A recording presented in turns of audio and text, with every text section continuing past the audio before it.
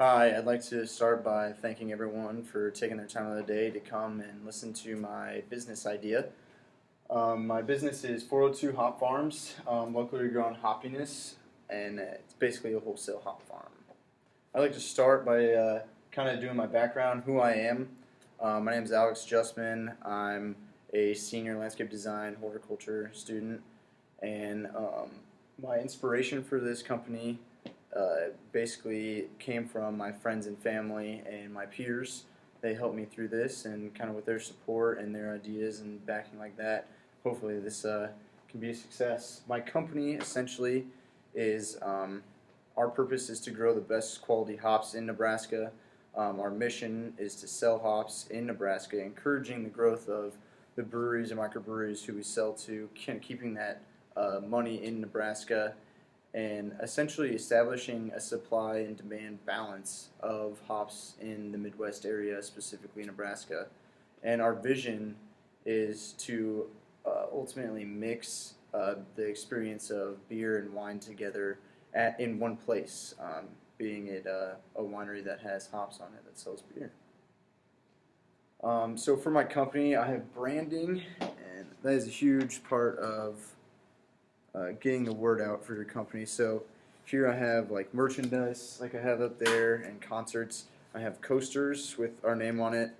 I have a flyer here that essentially says, "Come to Cripple Creek Park," where you can rent out concerts. Like it would be uh, uh, funded by our company. We have T-shirts like this out there with their logo on it. And that was just one part of it, branding. So then I had to do research on my customer and competitors. And for my customers, it says, "Who doesn't love beer?" As funny as that is, but my target market really would be, the local area, Nebraska people. Our hops are a little bit more expensive because we are local and we're new. So we're kind of banking on, and I did research on this, banking on the local people kind of investing themselves in that as well and kind of taking pride in that. Um, and so that's what that is. And here's a statistic from our competitors. Our main competitors are Oregon, Idaho, and Washington, and they actually make up 94% of the hops that are grown. So those would be my competitors. But as far as Midwest, it's not great. Here's my product and pricing. Here is some statistics. Here's Oregon, Washington, and I actually have one from Iowa. But you can see here the prices are a little bit lower, but here in the Midwest, it's about the same. So the competitors, as far as Iowa and Nebraska, they don't have a lot of push and say to kind of what the prices are. But here kind of is what affects it. It's alpha, bitterness, form, and crop year. And across the board, we all kind of stay in the same, so it's a good niche to get into. This is my SWOT or SWOT. My strengths is my big strength is my niche that my business is in. Because if I can get onto a winery's land and essentially, like I said, sell the beer that my hops are going to, it just opens up like 3 new streams of revenue, which is really nice. Because of my horticulture background, low in-state competition, like I said.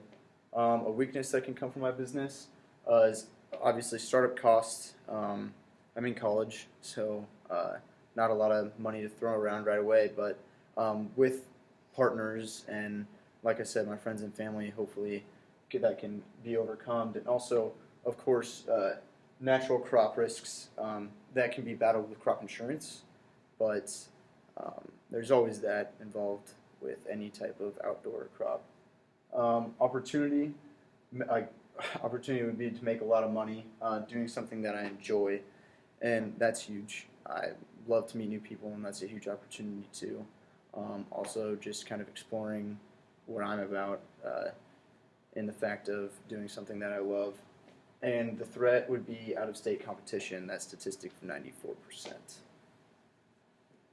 Technology, I have my website and my Instagram page.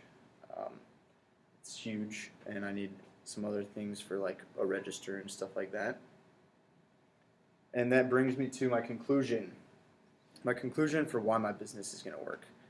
I put 3 words up here. Resilience. Resilience is huge because it's not going to come easy, and with any business startup, so that's a huge part. Learning from mistakes, because that goes with resilience, but I'm going to learn from my competitors' mistakes and mistakes that I make myself and everything like that. So it's just all about being successful and adapting. That kind of goes with technology. Like, um, always adapt with my company. Even if I do become successful, you need to stay ahead of the curve and always look for new ways to succeed. Thanks. Did it end?